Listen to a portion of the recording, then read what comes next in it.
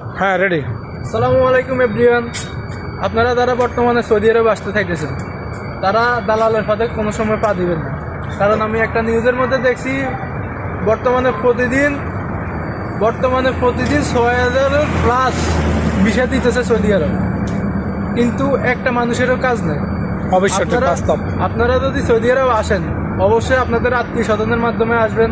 আপনাদের যদি কোনো পরিচিত কেউ থাকে এদের মাধ্যমে আসবেন, অবশ্যই দালালের মাধ্যমে আসবেন না। কারণ সৌদির মধ্যে 2030-34 একটা মিশন চালু করছে ফুটবল স্টেডিয়াম। ওটার মধ্যে আপনারা দালাল নিয়ে আসে ওখানের মধ্যে দিয়ে দিবে। আপনাদের কোনো কাজের কোনো নিশ্চয়তা থাকবে না।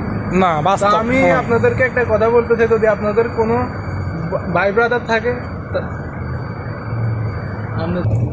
আপনাদের ভাই ব্রাদার থাকে তাহলে তাদের মধ্যে আসতে পারেন।